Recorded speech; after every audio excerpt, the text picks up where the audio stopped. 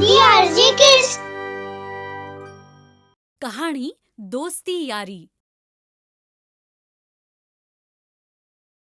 दूर एका गावात एक नवविवाहित जोडपं राहत असे.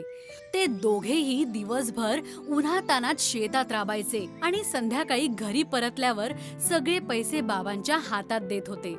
थोडे पैसे स्वतःजवळ ठेवून काही पैसे बाबा बाजूला ठेवायचे. काही दिवसांनी पैशांचा डब्बा भरू लागला तेव्हा बाबा आपल्या मुलाला म्हणाले, तुला आता जबाबदारीची जाणीव आहे. ह्या पैशांनी स्वतःसाठी काही गुंठी जमीन आणि एक घर जवळच्या गावात घे आणि आपली नवीन जीवनाची सुरुवात कर. आदर्श मुलाने आपल्या बाबांचं बोलणं ऐकून स्वतःसाठी एक जमीन आणि एक घर जवळच्या एका गावात घेतलं. पत्नीला विश्वासात घेऊन दोघांनी आपल्या नवीन जीवनाची सुरुवात केली. दोघांनी दिवसरात्र मेहनत करून आपलं घर आणि शेती चांगल्या प्रकारे सांभाळली. काही दिवसांनी त्यांना 2 मुलं झाली. एकाचं नाव बलराम आणि दुसऱ्याचं किशन. हळूहळू दोघे मोठे झाले आणि आई बाबांना त्यांची चिंता व्हायला लागली.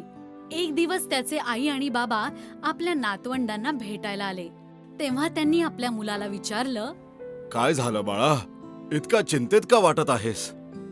बाबा, त्याचं काय आहे ना, खरं तर मुलं आता मोठी होत आहेत आणि आम्ही त्यांना एक सरळ आयुष्य देऊ इच्छितो. पण असं शेतात दिवसभर राबून वाटत नाही की त्यांना आपण एक चांगलं आयुष्य देऊ शकू. काही नाही बाळा, त्यांना चांगल्या शाळेत शिकायला पाठव. पण ते तर खूप लांब शहरात आहे ना. काही हरकत नाही बाळा, जमाना बदलला आहे आणि आता आपल्याला अशा चांगल्या कामात वेळ घालवायला नको.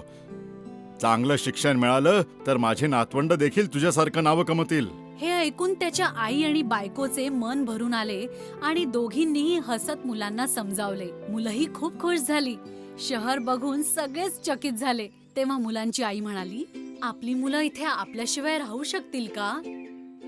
आपली मुलं इथे नक्कीच खुश राहतील. ते दोघं जाऊन प्रिन्सिपलला भेटतात आणि शाळेची तपासणी करू लागतात.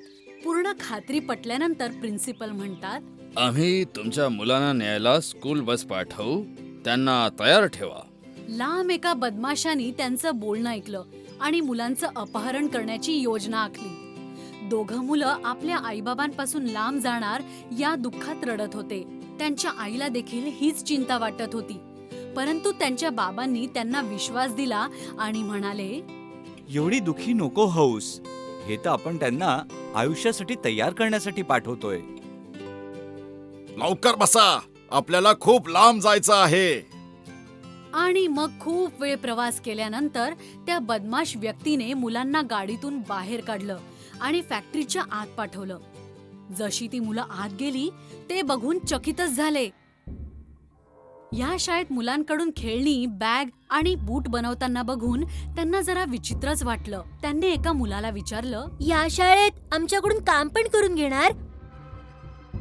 अमरने त्यांना आपल्या प्रकारे समजावून सांगितलं. अरे वेडा वेडा झालायस की काय?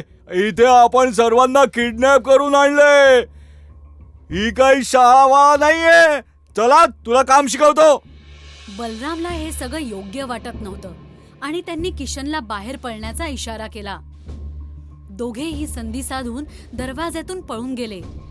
पण तेव्हाच अचानक बदमाश माणसाने बलरामला आपल्या तावडीत पकडले. बलराम जोरात ओरडला आणि म्हणाला, पळ किशन पळ, मम्मी पप्पांना बरोबर घेऊन ये. किशन तिथून जोरात धावत निघून गेला.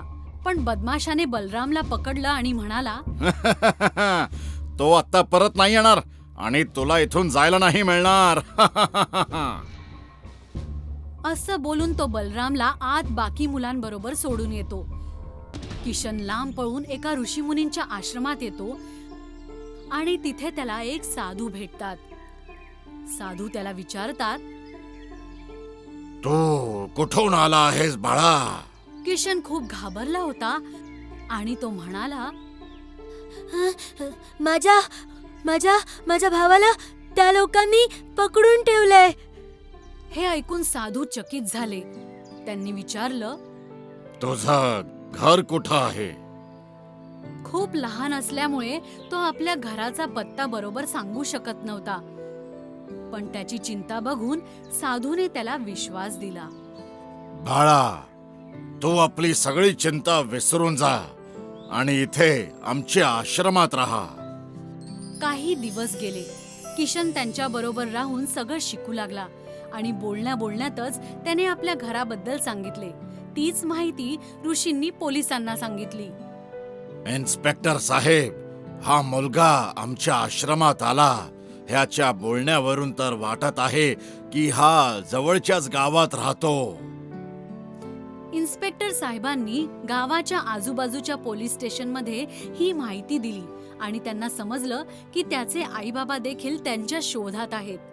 साहेबांनी त्यांना त्वरित माहिती दिली आणि मुलाला विचारलं, बाळा, तुझा भाऊ पण तुझ्या सोबत होता ना?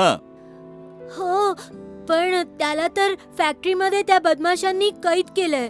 किशनशी बोलल्यानंतर इन्स्पेक्टरला ही गोष्ट समजली की बलराम सुद्धा आजूबाजूलाच कुठेतरी आहे. इन्स्पेक्टर साहेबांसोबत किशन आणि साधू शहरात जागोजागी शोधू लागले. किशनने एक ओळखीचा डोंगर पाहिला आणि म्हणाला. इन्स्पेक्टरने लगेच गाडी वळवली आणि आत जाऊन त्या बदमाशाला अटक केली आणि बलराम सकट बाकी मुलांचीही सुटका केली. किशनने आपलं सामान घेतलं आणि साधूला हात जोडून म्हणाला, धन्यवाद गुरुजी. साधूने खुश होऊन किशनला आशीर्वाद दिला आणि हातात प्रसाद दिला. हे बघून बलरामने सुद्धा साधूला म्हटलं. आपण पण धन्यवाद. साधूने त्याला देखील आशीर्वाद दिला आणि हातात प्रसाद दिला. इन्स्पेक्टर साहेब दोन्ही मुलांना घेऊन त्यांच्या घराच्या दिशेने जाऊ लागले. प्रवासाच्या वेळी बलराम खूप बोलत होता आणि किशन प्रवासाचा आनंद घेत होता. हे आपल्याला तुझा प्रसाद दे ना. इन्स्पेक्टर साहेब हे ऐकून खूप चकित झाले. इन्स्पेक्टर साहेबांची गाडी आली आणि त्यांनी मुलांना त्यांच्या आजी आजोबांना भेटवलं. ते म्हणाले, धन्यवाद साहेब. इन्स्पेक्टर साहेब, धन्यवाद. खरं तर आपण धन्यवाद बलराम आणि किशनचे मानले पाहिजेत, ज्यांच्या पायी बऱ्याच मुलांना परत घरी जाण्याची संधी मिळाली. हरकत नाही मित्रा. हे बोलून इन्स्पेक्टर साहेब निघून गेले. मुलं आपल्या घरी परतली, पण बलरामची भाषा ऐकून आई खूप चिंतित झाली आणि बाबांना राग येऊ लागला.